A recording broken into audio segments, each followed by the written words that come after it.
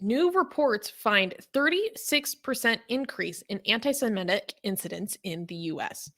Disturbing news has emerged in the United States as a report from the International Jewish NGO, the Anti-Defamation League, or ADL for short, shows that incidents of anti-Semitism have spiked by 36% in 2022.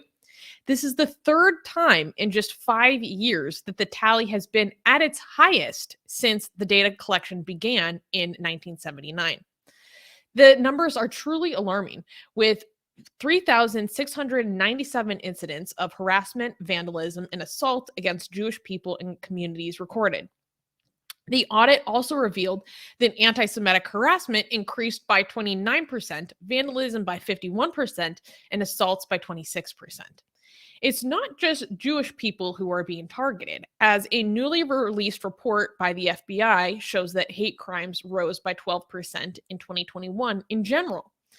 Schools and synagogues are also becoming targets for hate crimes, with bomb threats against Jewish educational institutions and places of worship spiking from 8 to 91.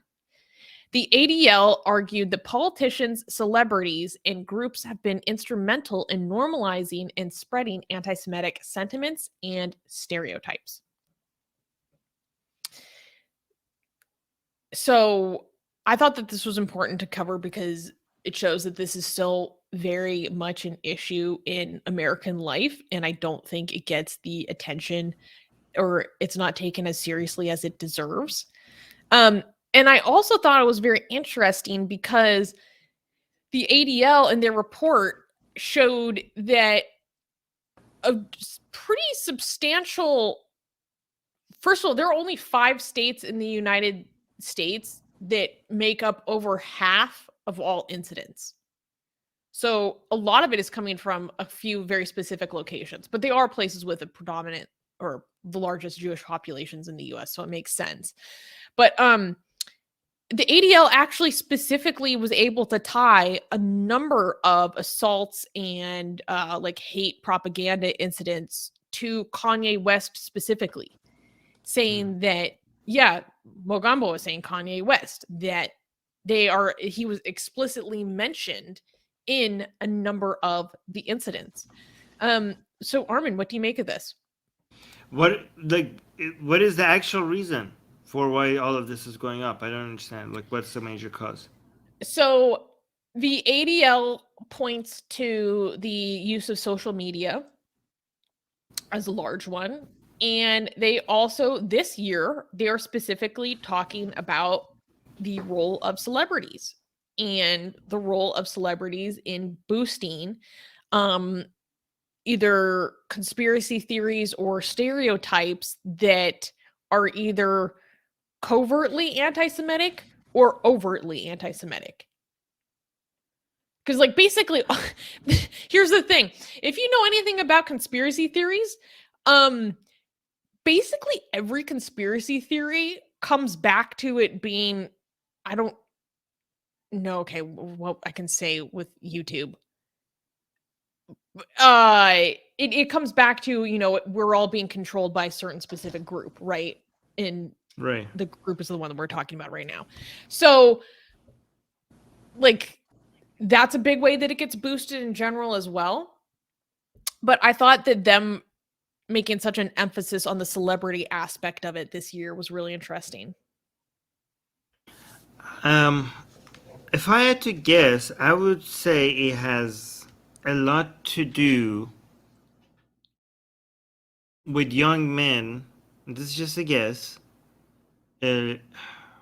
Losing their traditional identities and not having something to replace it with.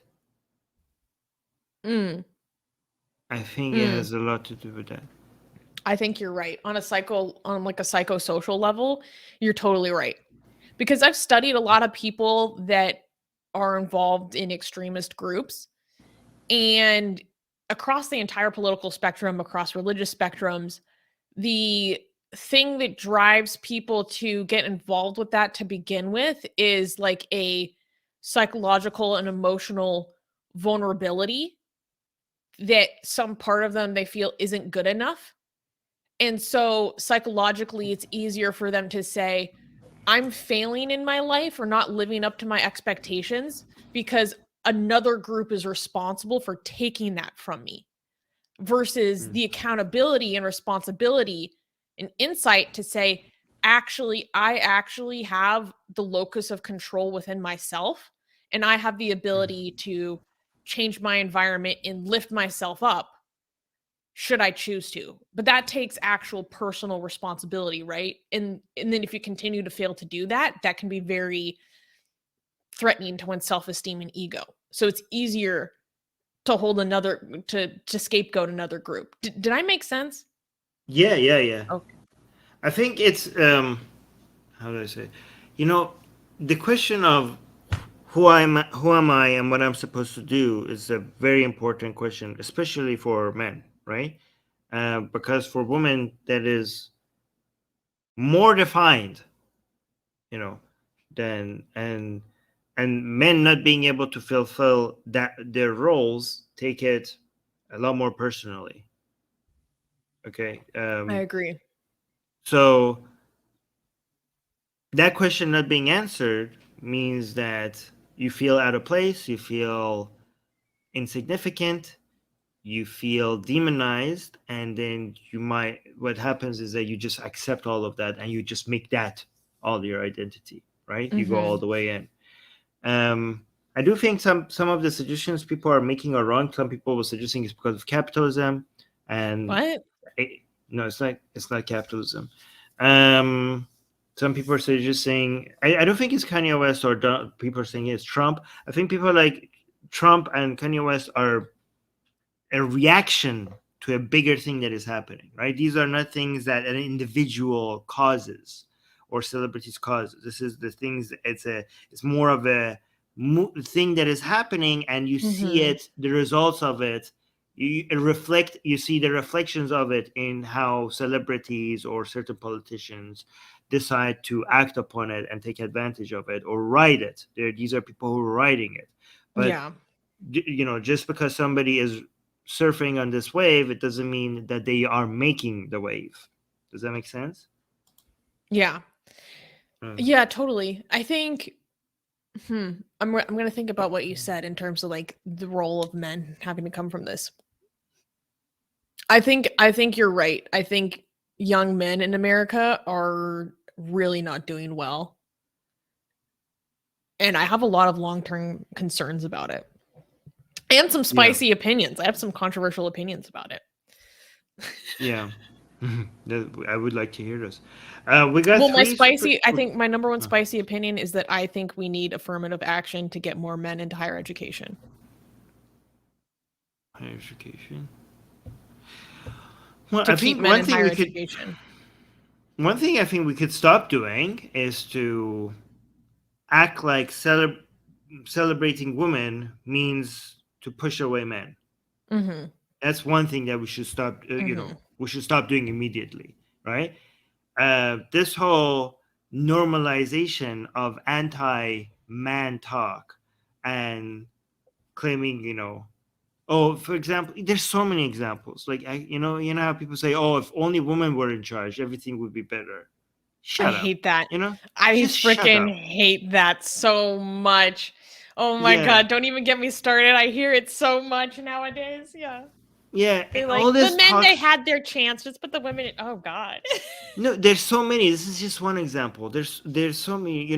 There's a way to lift women up without pushing down upon men. It's being, and people are like, oh, exactly the reaction that I think about when I even say that. People are like, oh, you feel sorry for men, like as if they haven't had it good for so many years.